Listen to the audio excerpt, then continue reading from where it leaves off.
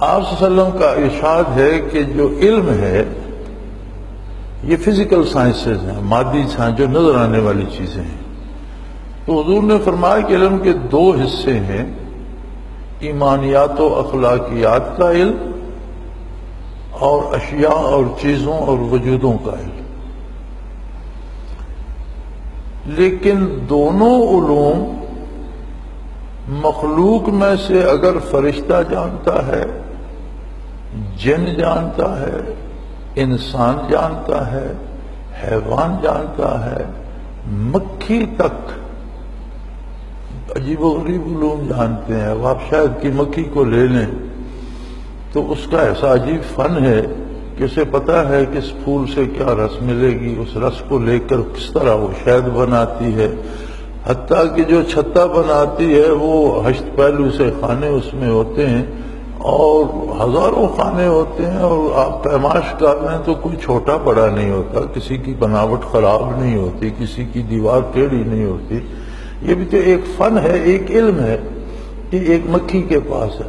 لیکن یہ جتنا کچھ ہے یہ علم غیب اس میں کوئی بھی نہیں، اس لیے کہ ہر ایک کے پاس وہ علم ہے جو اللہ نے اسے دے دیا.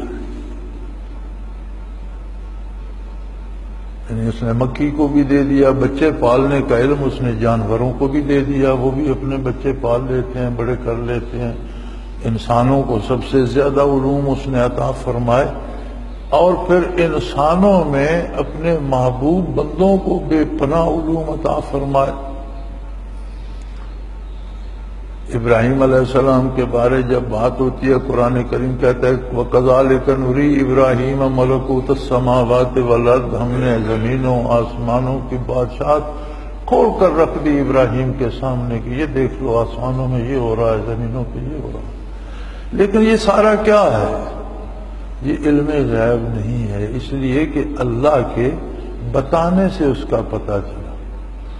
علم غیب وہ ہے جس میں کوئی ذریعہ نہ ہو، کوئی بتانے والا نہ ہو، کسی نے کہیں سے پڑھ نہ لیا ہو، کہیں سے سن نہ لیا ہو، اسے کسی نے بتایا نہ. یہ خاصیت صرف اللہ کی ہے، یہ صفت صرف اللہ کی ہے کہ بغیر کسی ذریعے واسطے کے وہ جانتا ہے اور ہر شے کو جانتا ہے، ہر وقت اس میں اس کا کوئی دوسری ایسی ہستی نہیں جو اس طرح سے جانتی. علم غیب پہ بڑی بحثیں ہوتی ہیں، ہم بڑا زور لگاتے ہیں کہ جی اولیاء کو علم غیب ہوتا ہے، پھر ہم کہتے ہیں انبیاء کو ہوتا ہے، پھر حضور نبی اکرم صلی اللہ علیہ وسلم کی ذات ستودہ صفات تک بات جاتی ہے. حضرت جی رحمت اللہ تعالی علیہ فرمایا کرتے تھے، آپ مانے ہوئے اپنے عہد کے مناظر کے اور ہر باطل فرقے کے خلاف آپ نے جہاد کیا اور بڑے بڑے مناظرے کیے. وہ عہد تھا، باتیں ہوتی تھی، دلائل ہوتے تھے، سنے جاتے تھے، معنی منوائی جاتی تھی. آج کل تو وہ رواج یہ اٹھ گیا، آج کل تو لوگ بندوق کی نالی پہ بات منواتے ہیں، مانو ورنہ گولی کھاؤ. وہ زمانہ تھا دلائل سے باتیں مانی جاتی تھی، مناظرے ہوتے تھے، علماء تشریف لاتے تھے. تو بہت بڑا مناظر ہونے کے باوجود حضور حضرت فرمایا کرتے تھے کہ نبی علیہ الصلوۃ والسلام کی ذات کو مناظر کا موضوع نہ بنایا. آپ کی ذات ہماری بحث سے بالا تر ہے. حضور کے پاس کتنے علوم اللہ نے حضور کو دیے یہ جاننا ہمارے بس کا روگ ہی نہیں ہے، ہمارے علم و فہم و ادراک سے یہ باتیں بالا تر ہیں. لیکن یہ سارا کیا ہے؟ اسے علم غیب نہیں کہا جا سکتا، اس واسطے کہ اللہ کریم اس پر اطلاع دے. ما کان اللہ لیطلعکم علی الغیب ولکن اللہ یجتبی من رسلہ من یشاء. تم میں سے ہر ایک کو اللہ غیب پر مطلع نہیں فرماتا، اپنے انبیاء میں سے اپنے بزرگ نبیوں کو چن لیتا ہے، انہیں علوم غیبیہ عطا فرماتا ہے. تو قرآن کی اصطلاح میں جو غیب انبیاء کے پاس ہوتا ہے وہ ہوتا ہے اطلاع عن الغیب، یعنی انہیں غیب پر اللہ نے اطلاع کر دی، اللہ نے انہیں بتا دیا، اللہ نے انہیں دکھا دیا.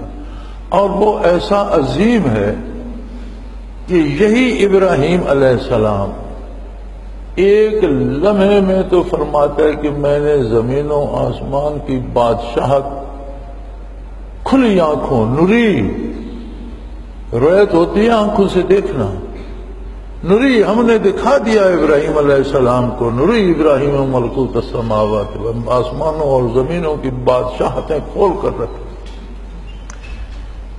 لیکن پھر ایک وقت آتا ہے کہ انہیں حکم دیتا ہے بیٹے کی قربانی کرو، وہ قربانی کرنے لگتے ہیں، ذبح کر دیتے ہیں، آنکھیں بند کر کے ذبح کرتے ہیں، بیٹے کی آنکھوں پہ پٹی باندھتے ہیں کہ کہیں شفقت پدری غالب نہ آ جائے، ہاتھ لرز نہ جائے، خون بہتا ہے، گردن کٹ جاتی ہے، سمجھتے ہیں اسماعیل کو ذبح کر دیا، پٹی ہٹاتے ہیں تو اسماعیل کھڑے مسکرا رہے ہیں اور دبا ذبح ہو گئے۔ یعنی جس ہستی کو زمین و آسمان کی بادشاہتیں کھول کر دکھا دیں، اسے یہ نہیں بتایا کہ ذبح دمبا ہوگا، اسے یہی آخر تک یقین تھا کہ ذبح اسماعیل کو کرنا ہے۔ ورنہ کسی سے کہیں بھائی بیٹے کو لٹا کر ڈرامہ کرو اور ذبح دمبا کر دو تو کوئی بھی کر سکتا ہے۔ انہوں نے تو بیٹا ذبح کیا، انہیں یہ نہیں پتا تھا کہ بیٹے کی بجائے دمبا ذبح ہو گیا۔ اللہ نے پتہ نہیں چلنے دیا قدرت کاملہ نے اور دمبے سے بدل دیا، ذبح دمبا ہو گیا، اسماعیل کھڑے مسکرا رہے ہیں۔ اگر آپ کہیں کہ انہیں علم غیب تھا اور انہیں پتا تھا کہ دمبا ذبح ہوگا تو پھر قربانی کی حیثیت تو کوئی نہ رہی۔ آپ کسی کو بھی کہیں کہ بھائی بیٹے کو لے جاؤ، اسے صرف دکھانے کے لیے لٹانا، چھری وغیرہ تیز کرنا، پھر آخر میں دمبا ذبح کر دینا، کوئی بھی کر سکتا ہے۔ حضرت یعقوب علیہ السلام سے یوسف علیہ السلام گم ہو گئے، بھائیوں نے کنویں میں پھینک دیا، مصر چلے گئے، بک گئے، پھر جیل میں رہے، بادشاہ بن گئے۔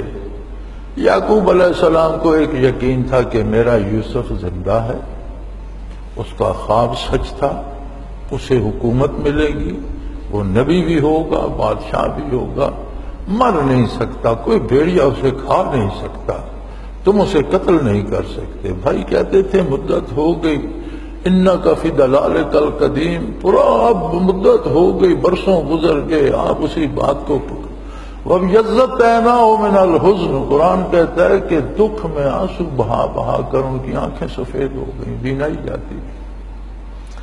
جب بھائیوں کی ملاقات ہوئی یوسف علیہ السلام سے، یوسف علیہ السلام نے فرمایا اذهبوا بقمیصی ھذا، یہ میرا کرتا لے جاؤ، میرے والد گرامی کے چہرے پہ پھیرنا، ان کی آنکھیں درست ہو جائیں۔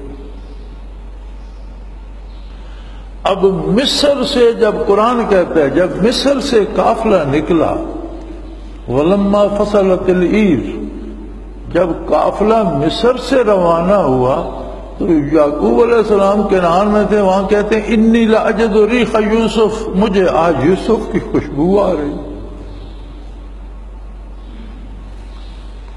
تو مولوی رومی رحمۃ اللہ علیہ نے اس کو بڑے خوبصورت شعروں میں بیان کیا ہے، کسے پرسید آں گم کردہ فرزند، کہ اے روشن گہر پیر خرد مند۔ کسی نے اس عظیم ہستی سے جن کا بیٹا کھو گیا تھا یہ پوچھا کہ اے روشن گہر پیر خرد، اے دانا ترین انسان اور بہت دانشور بزرگ، ز مصرش بوہ پیراہن شمیدی، مصر سے کرتا نکلا شہر سے باہر تو آپ نے خوشبو سونگھ لی، چرا کر چاہے کنعانش ندیدی، تو آپ نے اسے کنعان کے کنویں میں کیوں نہیں دیکھ لیا؟ جب بھائیوں نے کنویں میں پھینکا تو اسی گاؤں میں آپ بھی تھے، اسی گاؤں کا کنواں بھی تھا، وہاں آپ کو نظر کیوں نہیں آیا؟ تو کتنے دور مصر ہے۔ ز مصرش بوئے پیراہن شمیدی، چرا در چاہے کنعانش ندیدی، آپ نے مصر سے کرتے کی خوشبو سونگھ لی اور یوسف علیہ السلام کنعان کے کنویں میں پڑے رہے، آپ نے کیوں نہیں دیکھا؟ تو انہوں نے فرمایا بے گفتہ والے ماں برکے جہان است، دم پیدا دم دیگر نہان است۔ انہوں نے فرمایا ہمارا حال اس طرح ہوتا ہے جس طرح آسمانی بجلی چمکتی ہے، چمکتی ہے تو جہان روشن ہو جاتا ہے، غائب ہو جاتی ہے تو کچھ بھی نہیں۔ ہمارا معاملہ اللہ کے ساتھ ہے، دکھا دیتا ہے تو کائنات ہتھیلی پہ آ جاتی، نہیں بتاتا، کچھ پتہ نہیں چلتا۔ گہے پر تارم اعلیٰ نشینم، کبھی ہماری نگاہ عرش عظیم سے پار ہو رہی ہوتی ہے، گہے بر پشت پائے خود نہ بینم، اور کبھی اپنے پاؤں کی پشت نظر نہیں آتی جو ہر ایک کے سامنے ہوتی۔ تو یہ علوم غیبیہ نہیں ہیں، اور اگر غیب ہیں تو یہ وہ ہیں جن پر اطلاع عن الغیب کا اطلاق ہوتا ہے کہ انبیاء کو اللہ علوم غیبیہ پر مطلع۔ ہمارے پاس بھی بڑے غیب کے علم ہے، اللہ سب سے بڑا غیب ہے۔ میرا بھی ایمان ہے اللہ ہے، آپ کا بھی ایمان ہے اللہ ہے، الحمدللہ۔ اس غیب کو تو ہم بھی جانتے ہیں، لیکن کیسے جانتے ہیں؟ محمد الرسول اللہ صلی اللہ علیہ وسلم نے بتایا تو جانتے ہیں۔ یہ بات تو سادی سی تھی، لیکن بعثت نبوی سے پہلے تو کسی کے پاس ذات باری کا تصور تک نہیں رہا تھا، عہد فطرت میں گم ہو چکا تھا۔ جب بھی بتایا انبیاء نے بتایا۔ جب انبیاء کی تعلیمات گم ہوئی تو کوئی دانشور، کوئی فلسفی، کوئی مورخ، کوئی ادیب، کوئی شاعر وہ اللہ کی جو ہے معرفت بیان نہیں کر سکتا، انبیاء نے بتایا۔ غیب ہے آخرت، میرا بھی ایمان ہے آخرت ہے، آپ کا بھی ایمان ہے آخرت۔ فرشتے غیب ہے، نظر نہیں آتے، میں بھی مانتا ہوں فرشتے، آپ بھی۔ یہ وہ غیب ہیں جو ہم بھی جانتے ہیں، لیکن کیسے جانتے ہیں؟